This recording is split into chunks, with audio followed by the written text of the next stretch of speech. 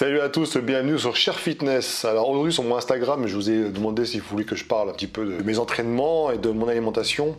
Donc avant de vous proposer des vidéos style un peu vlog où je vous montrerai un petit peu les entraînements, etc. Donc je pense que je vais commencer ça en janvier. Petite mise au point pour vous expliquer en gros ce que j'ai fait jusqu'à présent, que ce soit au niveau de la diète et au niveau des entraînements. Alors il faut savoir que comme j'ai expliqué auparavant, comme beaucoup, je suis parti d'un physique qui n'était pas dégueulasse, mais où je m'étais quand même laissé aller parce que fatigue, perte de motivation, etc.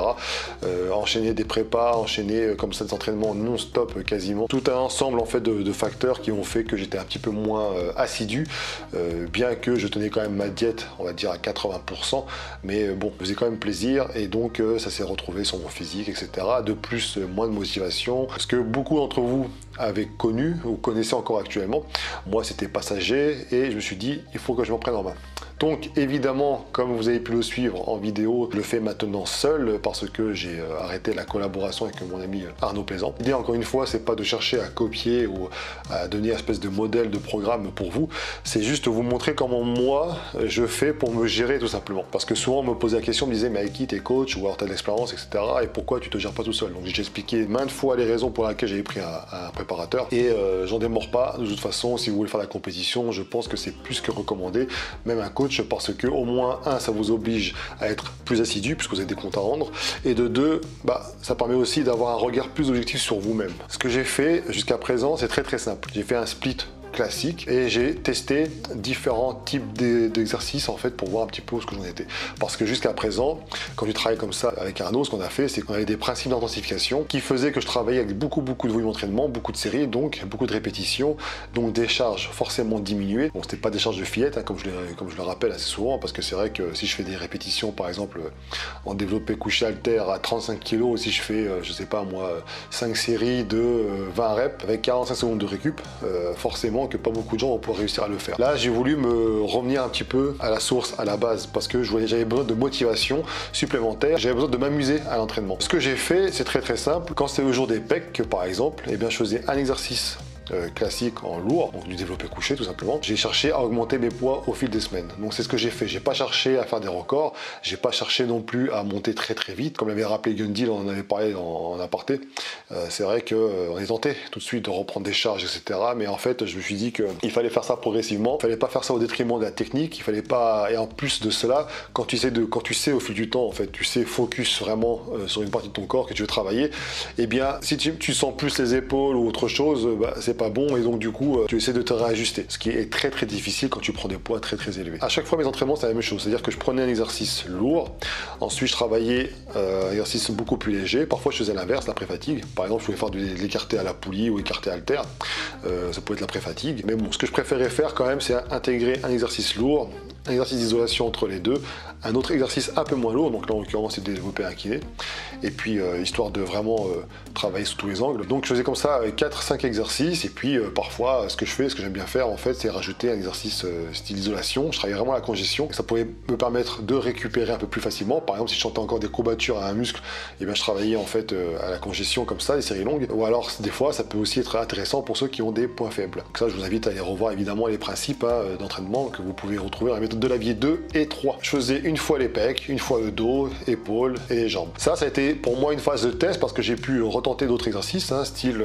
du soulevé de terre par exemple, soulevé de terre jambes tendues, du rowing à la barre, du hack squat par exemple. Ça faisait très longtemps que j'avais pas fait du hack squat. Pourquoi j'ai fait ça? Tout simplement pour voir un petit peu ce qui me correspondait pour élaborer un nouveau programme personnalisé par mes soins. Voilà, j'en parlerai juste après de toute façon concernant le programme. Au niveau alimentation, alors 1m87, ça n'a pas changé, même à 40 ans, c'est bien. Je suis pesé à peu près à 104,5 kg. Donc tu as pu voir dans la précédente vidéo où je parle un petit peu de mon état de forme, etc. que j'ai pris un peu de fat, mais ça va. J'ai connu pire que ça, ça va. Mais j'ai quand même pris du fat, ça c'est pas grave. Et donc l'idée, c'était de voir un petit peu la maintenance en fait calorique, tout simplement. C'est-à-dire qu'il fallait que je calcule à peu près les calories que je consommais pour conserver ce poids. Donc c'est pas un poids de forme, c'est le poids que j'ai actuellement. Je suis arrivé à peu près à 3700 et quelques kilocalories. En gros, ça veut dire quoi? Ça veut dire que quand je consomme ça par jour, mon poids ne varie pas. Par contre, ce que j'ai constaté, évidemment, puisque je mangeais un peu de merde, et puis beaucoup, que la merde c'est quoi? C'est beaucoup de lipides, c'est beaucoup, c'est du sucré salé, etc. Il fallait que je réajuste tout ça, parce que pour la santé c'est meilleur, et voilà, maintenant quand tu manges, tu peux te faire plaisir pour manger, mais il faut manger aussi, en tout cas moi mon but c'est construire du muscle et de la qualité. Ça se fait en 2 étapes. La première étape, je cherche pas à perdre de poids, j'aurais pu très bien faire un espèce de régime, là, jouer directement sur les glucides par exemple, pour pouvoir perdre du poids, mais en fait, je me suis dit, c'est l'hiver, il y a les fêtes, on mange un peu plus en hiver, et bien j'en profitais pour conserver justement ces calories, et j'ai en profité pour prendre plus de force, et donc plus de viande par la même occasion.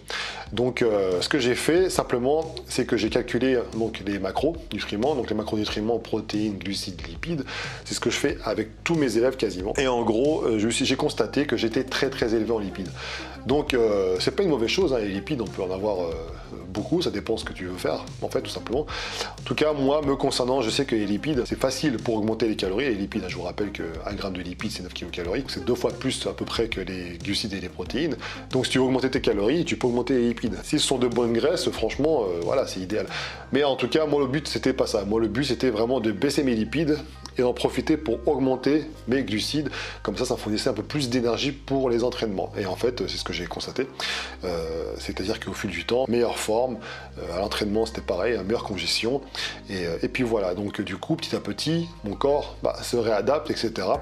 Et j'ai même perdu 1 cm de tour de ventre en 2 semaines. Donc c'est très bien, mais c'est pas l'objectif en tout cas. C'est une conséquence indirecte, si tu veux, du fait de jouer avec les macronutriments pour un même nombre de calories. Par la suite, un peu plus tard, quand je l'aurai décidé, je vais commencer à diminuer justement ces calories. En gros, ce que je vais essayer de faire, c'est petit à petit, essayer de prendre un peu moins de calories, donc diminuer les portions par exemple de glucides, comme ça, il faut que ça descende tout doucement, pour commencer à perdre un petit peu le surplus. Mais ça, c'est pour travailler après, voilà, c'est pour nettoyer un petit peu, et puis voir un petit peu concrètement, d'un point de vue musculaire, ce que j'aurais gagné, etc.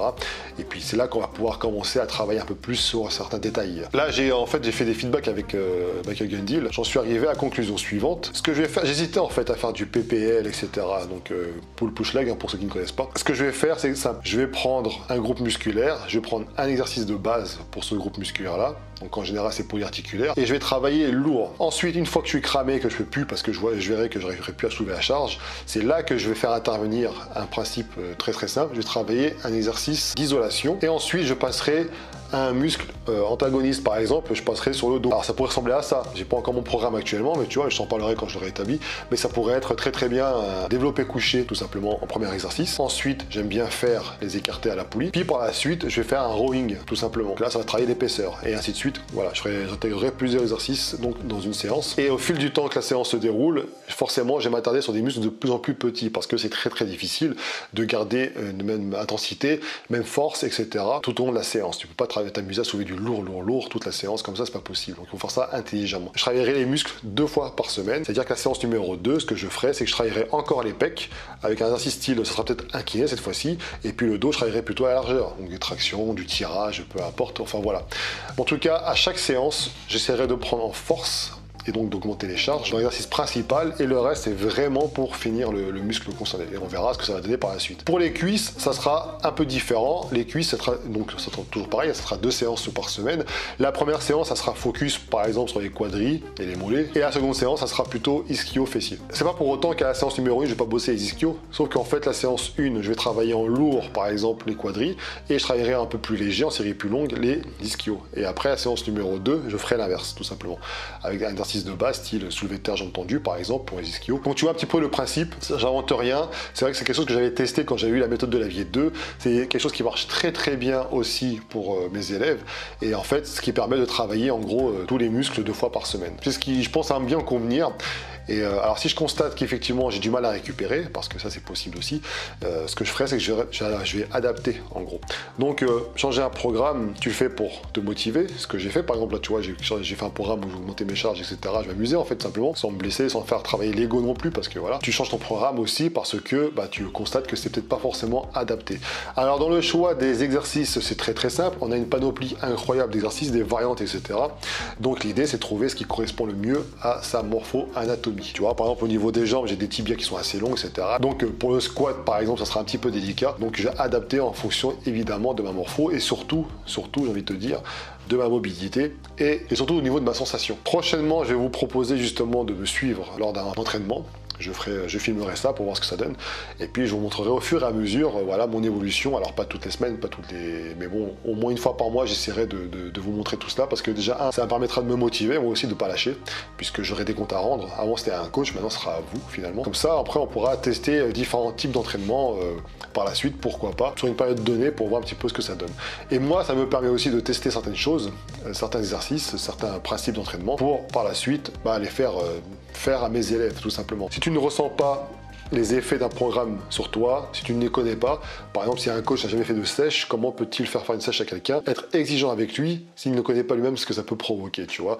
Donc c'est quand on vit les choses qu'on peut s'adapter, on comprend la personne qui est en face de nous, on comprend quand il y a des difficultés, etc.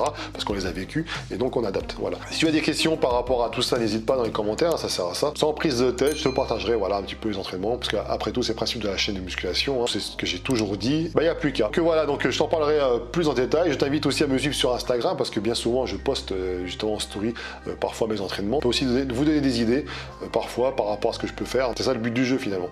Voilà, c'est tout pour moi. Je vous dis à bientôt. Ciao.